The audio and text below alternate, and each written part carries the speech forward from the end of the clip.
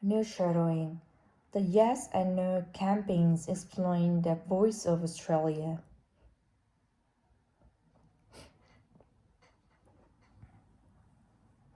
Every eligible Australian gets a vote. We all going to be asked the same question, but do we understand what voting yes or no means? Do we understand how we'll change our constitution and how might change our future?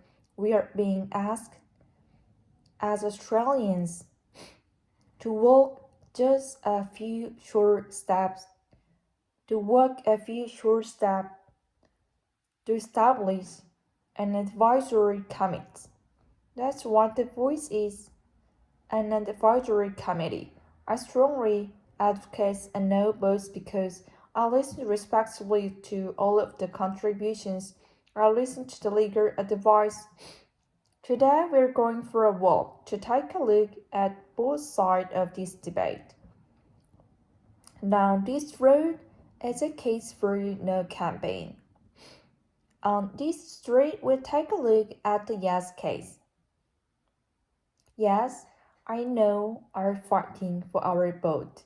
Many are undecided. They try to figure out what's best, who's right, and who should I believe. Welcome to Yes Street. The governments and prominent Indigenous Australians are driving this campaign to enshrine an Indigenous voice in the Constitution. They developed the law and the reference question we'll all vote on. The opposite side say that the voice will help close the gap. Very years in the making, I was is designed by First Nation community to help empower them. The results of a lot of dialogues that culminates at the Uluru campaigns in 2017. We seek constitutional reform to empower our people and take a rightful place in our country. But exactly what the voice looks like, how it speaks, what it does, how it prepares, what will be decided by politicians after the nation votes yes. Now, those on the yes side has been criticized by no side for not providing enough updates. But let's take a look at how campaigners think the voice might work. They said it will be committee of Indigenous people who give advice to parliaments or issues that affect their community. They believe should stay first representatives from every state or territory, including representatives from regional and remote area, region balance and includes you. And it will have you no voting power over the parliament. I will ask the boys to consider four main priority areas: health, education, jobs, and housing. But not everyone is convinced. This is no street. This is the position of opposition leader Peter Dutton, the National Party, including Senators Nampi to propose, no matter what government, the advocates and activists say about what the boys will or won't do. The fact is, they don't know. And this booklet from the Electoral Commission official campaigns outline 10 reasons why you should vote for the voice. Here's a few of them. They claim it's risky and could lead to delay in governments and possible legal challenges. They will be divisive and give Indigenous Australians a political advantage, and it's permanent. There's no trial period, and it's still not clear how some parts will operate. There are some Indigenous Australians who don't back their voice. What is their reason? We are saying no to the referendum and no to the voice. There are some who describe themselves as a progressive not vote. They want treaties and truth-telling before an interest voice. Others don't want constitutional recognition at all. Others say Indigenous Australians should be represented by their MPs like all other citizens. There's also distrust of the government because of past politics And some just question whether this will bring about real change. Many are still undecided. Indigenous Australians only make up 4% of the population. It's the vote of the other 96% that will decide their future. One more.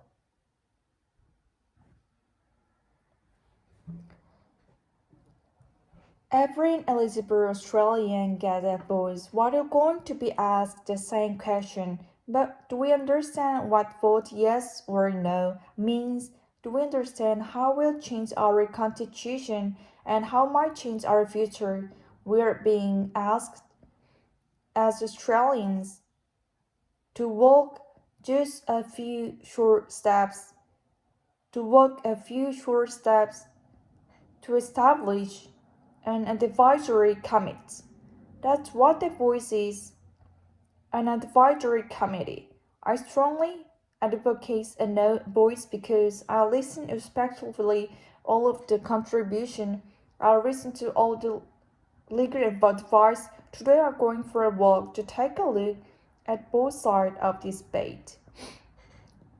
Down this road is a case for the no campaign. On this route, we'll take a look at US case. Yes, I know are fighting for our vote.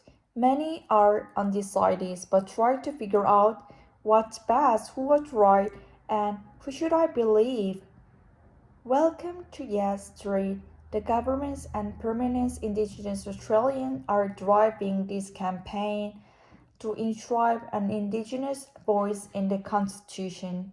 They've developed the law and the referendum question will be all vote, and all these yes sides say their voice will help close the gap. But it's a year in the making. I say it was designed by First Nation community to help empower them. The results of a lot of dialogues, the combination at the Uluru campaign in 2017. We seek constitutional reform to empower our people and take a rightful place in our own country. But exactly what that voice looks like, how it feels, what it does, how it operates, and will all be decided by politicians after the nation votes yes. Now those on the yes side has been criticized by the no side for not providing enough detail. But let's take a look at how a campaigner think the voice might work. They said it will be committee of Indigenous people who give advice to Parliament or issues that affect their community. They believe it to have first representatives for every state or territory, including representatives from regional and remote area, return to balance and include you. And it will have no veto power over the Parliament. I will ask that voice to consider four main priority areas: health, education, jobs, and housing. But not everyone is convinced this is no street. This is the position of politician leader Peter Dutton, National Party, including Senator Nathan Price. No matter what the government, the advocates, the activists say about what the voice will or won't do, the fact is they don't know. In this booklet from the Electoral Commission, official campaign outlined 10 reasons why you shouldn't vote for a voice. Here's a few of them.